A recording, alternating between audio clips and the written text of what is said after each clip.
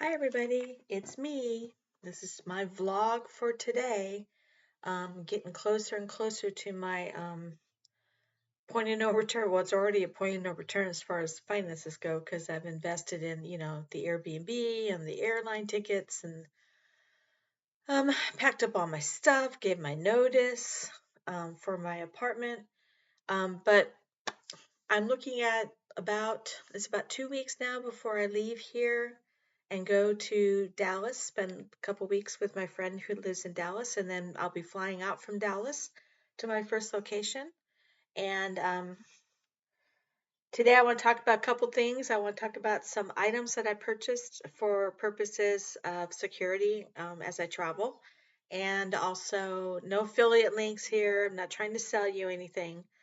And then I also want to talk about anxiety. Oh my goodness. So what do you want to hear about first? I gotta tell you that I've been having all kinds of anxiety dreams. That's not surprising. And it comes from, I think for me, there's two things that are like triggering for me. One of them is being afraid that I don't have enough money to pay my bills, and that gets compounded when I'm realizing that not having enough money and also living in another country or being in another country, that kind of makes it even worse. I mean, I can pay my bills. I'm okay. I'm okay. I have credit cards that have no balances on them that I can use as emergency backups if need be. I got travel insurance, which includes medical. Um, it includes an eSIM. So, I'm good. I have to remind myself that I'm good. But, I worry about what if I get turned away at the gate because I calculated something wrong? What if I get to my Airbnb and even though the pictures were great, it was a dump, or the people who own the Airbnb don't show up with the key and I don't have any place to stay, and, on and on and on and on. And So the money thing and the other thing that causes me anxiety is the unknown, not, and this is something I'm going to have to let go of. I think I may have mentioned this before that, I kind of like to know what the plan is, and I like it. I like the details. I like the schedule. I like the flow chart. But there's only so much you can do. A lot of things are just, you have to leave. You have to take a leap of faith and do that. And I have to like remind myself, you've done this before. You know you can do it. Um, but still, there is anxiety with making this big change in my life. And I'm already thinking about what am I going to do if this doesn't work out? Because it's the way my brain works. I'm constantly like thinking, looking down the road, right? What if I get to this first country or the second country or the third country? Because I have three planned. And I hate it. I hate living the lifestyle that I had planned to live. Then what? Because I sure as heck can't come back to this place. Um, Bridges have been burned here. Uh, I won't get into that, but all that, just let me say that I don't have a very supportive family. Um, I certainly can't afford an apartment in the United States, so what am I going to do? So it's like I'm thinking about what if I have to come back? What do I do? Um, The other thing that I'm kind of concerned about that I didn't think I was going to be concerned about is will I feel lonely? And I didn't think it would be a problem because I'm pretty much alone. I actually am alone all the time. I stay in my apartment. I don't really go anywhere. I don't really talk to anyone, and I'm fine with that. But I wonder if that's going to be the same thing when I'm living in a country where I'm not in my apartment. I'm moving from place to place, and I don't speak the language and I don't know the city. I just, I am a little concerned about the loneliness aspect of it. Also because, um, just, the space that I'm in is more the space of like your 20, 30, 40 something digital nomad person or couples person rather than the single retired person space, because they tend to like get a residence visa and stay in one place, and I won't be doing that, at least not initially. So I'm a little worried about loneliness, And that's where you can help me out. It would be great too. I love reading your messages. It makes me feel like I'm making a connection with people. So thank you, those of you who have commented. I appreciate that. All right. So lots of anxiety dreams. Um, I'm dealing with it. I'm just letting you know that that is out there. If you decide to take this path, that these are things that you're going to have to confront in your life. Okay, so on to security. So I bought a couple of items. The first thing, one of the things that I've learned, researched, heard, whatever, is that you should never carry all your money in one place. So you should have it in different places. So I have, actually didn't bring, give me 1 second. I'm going to go and grab the other thing so you can see it. Excuse the blank space there. I'll be right back. And I'm walking, and I'm walking, and I'm walking, and I'm walking over to the other side of the room, and I'm grabbing the thing. Okay. So the advice is um, don't put all your stuff in one place. So I've got a few items. The first item I have, this is it's a wrist wallet, and it has a little zipper compartment, and in that you can put, I don't know, right now I have my credit cards and stuff in it. And then it also has this little thing here that I put cash in. And I could also fit my phone in there if I need to. But the way this works is you slide it on your wrist like this. And you can hide it under your sleeve if you're wearing long sleeves, but it's going to be very hard for someone to steal something that's attached to your wrist. I found out because I got two of these. It was like two for $9 and some change at Walmart. It's not Walmart, Amazon. It's kind of a stretchy knit fabric, but I can also fit this over my foot. So I could put the other stuff in my shoe in the second item by sliding it over my sock. So this is one of the ways I'm going to carry my valuables in one of these guys.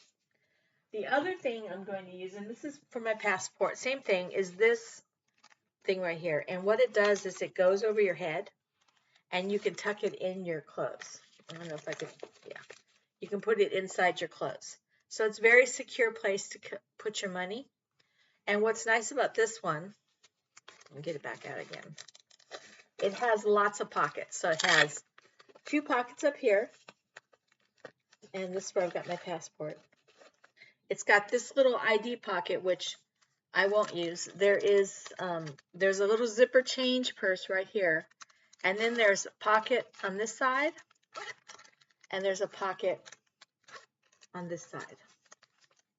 Did I open it or close it? There it is. And these pockets, these 2 pockets and this pocket are RFID or something like that. They're the kind that are shielded from people trying to steal your info with those little machines. So that's my other place to put money. And a third thing that I got that's kind of a security thing is I got this. You may have seen this before. I've probably seen them before, but it's a little thing that you attach your phone to so that you can wear your phone like this. Rather than having your phone in your pocket where it can like fall out or be taken out, it's on your body, it's strapped to your body. And it does have this little thing where you can hang other stuff. Right now it's got my current house key, but I won't have it on there. So yeah, I bought those 3 things. And I'm going to be contemplating buying something. It's inexpensive. It's called a phone Faraday bag. And what it is it works like those RFDI wallets that block people from getting your info, but it's for your phone. And it was like $10 on Amazon. I haven't ordered it yet, but you can put your phone in it and have that extra protection for your data. I feel like I was going to talk about something else with money. Oh, one of my anxieties, one of the things I'm worried about. How much cash do I bring with me? I need to, when I get there, I'll arrive there on the 20th. So I'll be about 15 days out from my next Social Security check. So it's like, how much cash do I need? Who knows? So, and what if I get to the country and my debit card doesn't work? What do I do then? So all these things like are just kind of rising and falling in my psyche. Um, I've been watching a lot of like, not necessarily like travel security videos, but just like um, cyber security videos. And one of the things that I did is I got a Proton email. Proton is one that protects your privacy, and you can get a free one or you can get a paid service that has more stuff on it. But I got a free one, and because one of the people had recommended that you should, one of the ways you can kind of protect yourself from the intrusiveness of data collection and people trying to get fish you or whatever is to kind of have baskets for each thing. So I've got the Proton email for my financial emails. So my banking information, my credit card information, that will all go to the Proton email. And then I have my regular Google email. I have one that'll be just for shopping, and then I have one for everything else. So I've done that, and I have heard, I was going to get a VPN. I'm not really sure if a VPN is all that useful anymore. Um, I take that back. It will be useful because um, I have to shut up and stop going off on tangents. So back to my phone. Um, I already knew this, but I'll tell you, you've got to keep your U.S. phone number, because if your bank needs to contact you, if anyone needs to contact you, they're going to use that OTP. They're going to send it to your phone, and if you don't have your U.S. phone number, you're not going to be able to communicate with your bank. And along the same lines, you also need to have an actual physical um, U.S. address. And that's important for things. If you get regular payments like I do, you need to have proof that you have an address in the U.S. For most people, that's a relative, or you can use some of these mail forwarding services, which I won't get into because that's not why I'm here. I'm here just to kind of log about my experience. So, yeah. So, what I'm trying to do now is make sure that my stress level is really low for the next couple of weeks. Um, and I've got my bags packed pretty much, trying to figure out what clothing I need to have for the remainder of the time I'm here. I just bought some groceries, which I hope will last till the end of my time here, because I'm trying to get rid of my groceries, so I don't leave a lot behind that needs to be thrown out. Um, I think I talked to my dad. I told my dad that I was leaving, and that went as well as it could be. I mean, I know that he was emotional about it, but he also understands my reasoning for why I'm doing it. And my only other relative, uh, living relative right now, is kind of a jerk, and that's someone that you want to get to know very well. Well, not someone that would be someone you'd want to trust. They're not very trustworthy. And that's a problem. So anyway, that's what I got going on. I just wanted to update you on what's going on, and like I said, you may be my only social interaction. So please comment if you feel inspired to do that, and like if you feel inspired to do that, and I will check in with you later. Probably not right away. Maybe the next time I check in will be when I actually get to Dallas. That would be my next check in. So until then, happy Friday the 13th.